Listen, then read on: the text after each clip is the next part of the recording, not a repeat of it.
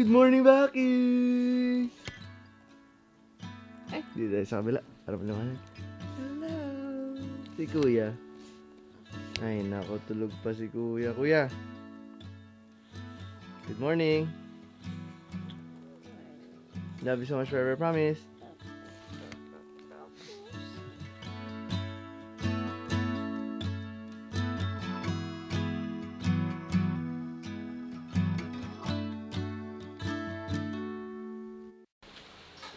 Good morning, good morning, good morning. Coach Jake. Coach. Ano na? Grabe, Coach. Maraginipan ko. Bawi? Oo, bawi ako, Coach. Okay, so guys, maayos na yung kwarto nila dito sa kabila. Update ko lang kayo. Ito na yung tsura. Ayun. Mami.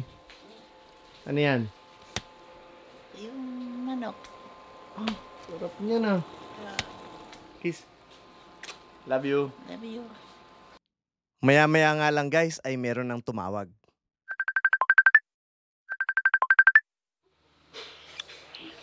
Joe! What's up? Hi ka, hi! Joe, kamusta? Okay lang, Coach. Nanonood kami ng vlog, iyak na iyak si JM. Iyak na iyak? Ngayon, umiiyak kami. Umiiyak kami. Kailan? Nino? Hello! Kanina tumawag si Kuya Justin sa'yo, di ba, Telan? Oo nga eh. Hello! Si Jem, kayo? Baka kayo yung umiiyak. Wala na si Uncle Joe pati si Ate. Ay, Sila. wala na kami. Hello, bakit?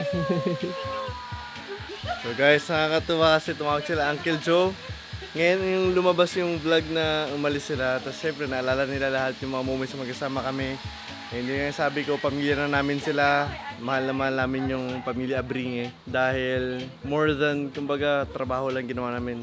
Ang dami namin pinagdaanan na sobrang hindi namin mabubura sa mga memories namin sa isip namin. And of course, nandito sila palagi. So, ayan. Grabe guys, sobrang nakakamiss. Pero one day, makasama natin sila ulit. Pag medyo naging okay na. I'm praying sa fast recovery ni Nana, yung mother ni Uncle Joey. Dahil lang kung bakit kinakailangan mag-stay sa Samar. Sobrang nakakatuwa lang na kahit magkalayo na Samar sila. Yung connection, yung bond, yung love na nabuo namin is hindi nawawala. Supportahan din natin sila Uncle Joe sa mga videos na in-upload nila. O Jake, may kausap ako. Sino yan? Pre! Ang laki, nakita mo? Alos sakupin yung buong camera. Isyo, pare. Esyo, pare! Kaya Joe, update tayo. Sabihan mo lang kami. Bye kaya Joe! Bye! Ingat kayo dyan. Love you, bye-bye.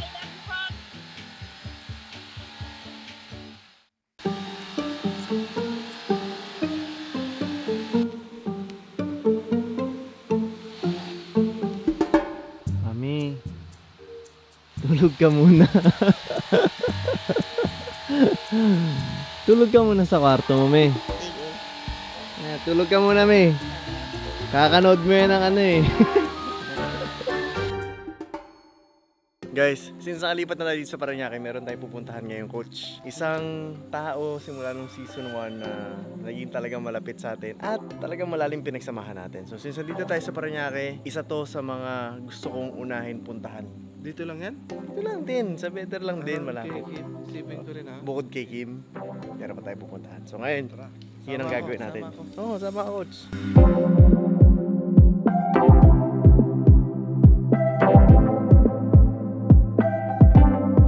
Ano, coach? Naka-ready na. Alam na Bukas na naman. yung gate? Oo, ayan o. Oo nga, hindi ko alam, papasok ako dyan. Pasok tayo? Pasok tayo. Ayan na. Kahit takpang kumuha na ito, yung lakad, hindi ko may pagkakailang siya eh, oh. Oh, magaling na tuhod nito ah. Normal na maglakad ah. Hello! What's up? Magaling na play Miss lakad. kita. Miss ka rin gawat. Ha? Sabi ko sa'yo, pasok tayo. Pasok pa tayo? Oo, nakabukas yung gate eh. Ayun. Okay, so guys, si Christian yung sinasabi natin pupuntahan natin na syempre, hindi ko alam kung alam na niya eh. Alam mo na ba? Na ano? Hindi ko alam kung totoong hindi niya alam. Na Yung totoo. Na. Yung totoo, Chan. Ano ba yun?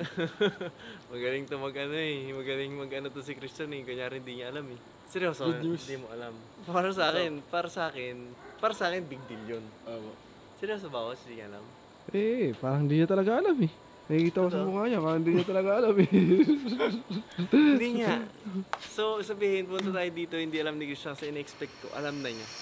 Guys, hindi ko talaga akalain na hindi pa alam ni Christian na lilipan na kami. Kaya ito na sigurado masusurpresa siya kapag sinabi na natin. Ganda ng court ni Christian, guys, oh.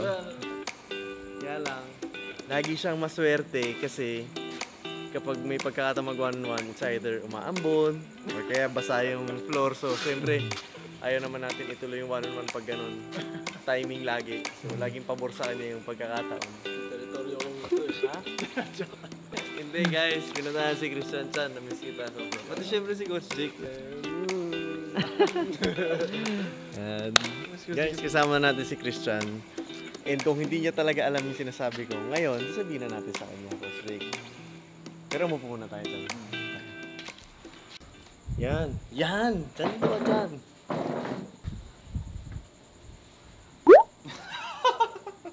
Seryoso? Wala kang idea, Sin?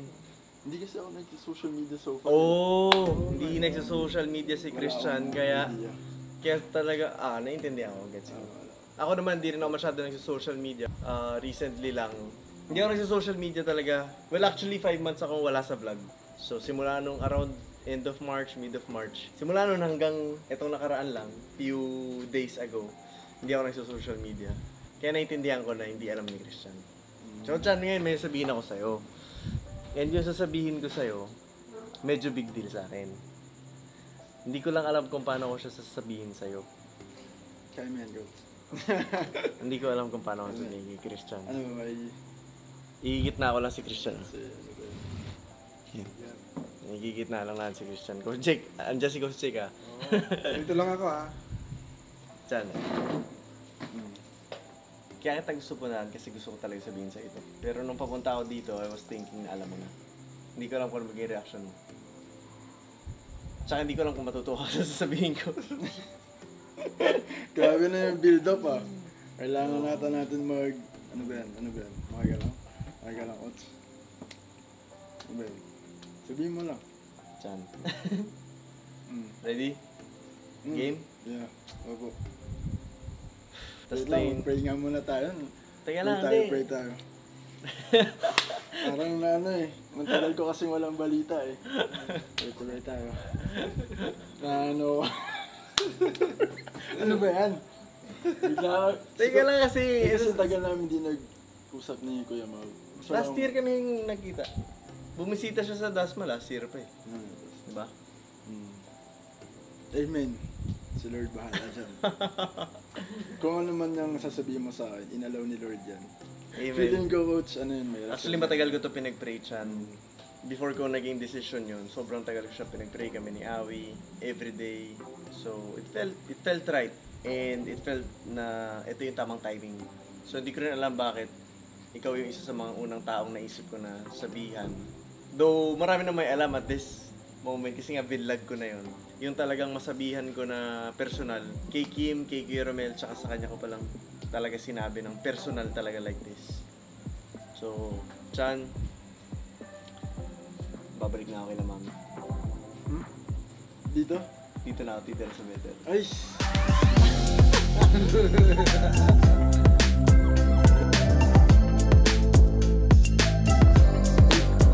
Kala ko. Ano iniisip mo? Kala niya, titira ka lang ng Canada. Kala ko Gusto ko sa... tayo surprise kasi lagi na tayong pwede magkita. Ay, no. Lagi na kita mabibisita. Anong ay nako? Ay, salamat. Ha? Dito ka na ulit. Coach, dapat talaga nandito ka. You deserve to be here. Bakit? Bakit mo siya nasasabi na Hindi ko alam eh. Hindi kompleto ang... Ito yung home natin, itong area na to. Dito talaga lahat. Dito nag-umpisa, dito lahat. Dito lahat. And I think, pinaka-genuine na fresh start na talagang reset. I think dito yon sa Parañaque. Dito. Hindi yon sa kahit saang lugar hindi dahil pangit sa mga lugar na yon, pero dahil syempre, ito yung lugar kung saan tayo nag-umpisa eh. Pero of course, all of those experiences are sobrang ganda ng mga yun. Pero kapag syempre medyo meron tayong mga down moments, parang hindi ka na-recharge, and the only place na ma-recharge ka, syempre, kung saan ka talaga nagsimula. Again, lahat na na-experience natin na yun over the past 4 years, Quezon City, Antipolo, Pampanga, Dasma, lahat yun maganda. As in, whether up or down, lahat yun tinitreasure ko. Kasi syempre, experience natin yun. Yo, parang ngayon walang like, ngayon lang nagpo-process sa akin. Dito na kayo. ngayon siya na sa akin. Ngayon lang, sisingkin. So, lagi na ito makikita. Siyempre, lagi naman dito. Araw-araw ko dumadaan yan sa Doña Soledad. Ano na-feel mo, San? Yung totoo. Ngayon nagsisingkin na sa'yo. Masaya. Masaya. Ngayon, kanina nininervous ako. Ngayon ko lang na-feel yung siya niya po. Nice. Buti na lang yung may t-shirt tumawag siya. Ano ba, bakit? Kaya yung na-feel ko na parang, okay, lipat na kayo. Tapos parang good night, uwi na kayo. Parang gano'n eh. Kaya gusto ko na buksan yung Raptor, gusto ko na umuwi. Kasi parang parang wala lang. Sasabi ko big deal yun. Okay, ganun pala yun. Pero ngayon napipil ko na masaya si Christian. Napipil ko na, Chan, napipil ko masaya ka. Napipil ko masaya ka.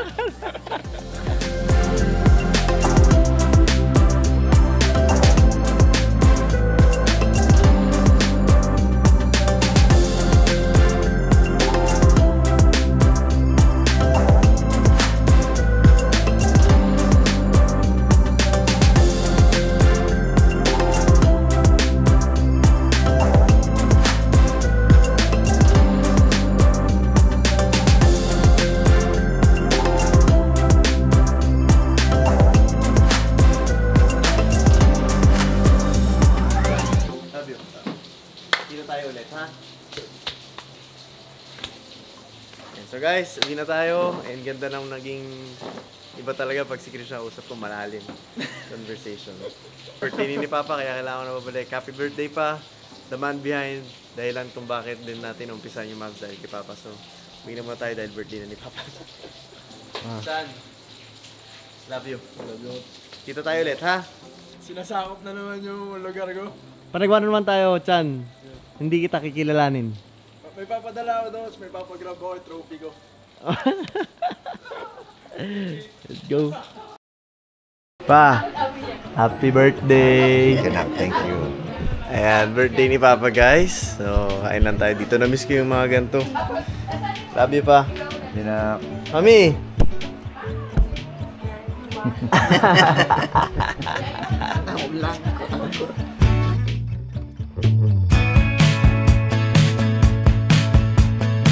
Oh, Papa! Oh. And then, Oh, birthday. Happy birthday, Lola. Happy birthday to you. Grabe. Kasi ganito lang tayo kasimple dati. Pag mag-birthday dito lang, ganyan lang oh. So, sobrang nakakataba ng puso na lahat bumabalik sa basic. Yes, Lahat bumabalik na sobrang simple lang. And sa birthday ni Papa na to, itong simpleng salo-salo na to, for me, more than pa to dun sa mga nakaraang celebrations namin na naging bongga or what. Pero ito, simple na to. Mas, alam mo yun, mas ramdam ko yung impact niya. Sa akin ha, lalo na sa pagbabalik ko dito sa bahay sa Parañaque. Ang dami niyang binabalik na memories na, syempre, babahunin natin. Na magbibigay sa atin ng mas matinding motivation, inspiration sa mga susunod na vlog na gagawin natin.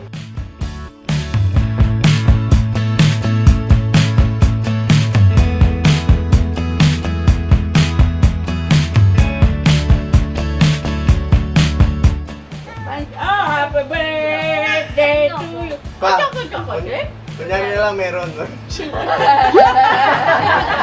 Ayos! 32 years old na. Ha? 32 years old na. 32 ka na ba? 32 ka na? Akala ko 29. Hindi ba? Love you ba? O pwede ka ba dyan, May? Ito na. Kakain na ako. Ay, wala si Tita Yoli ba?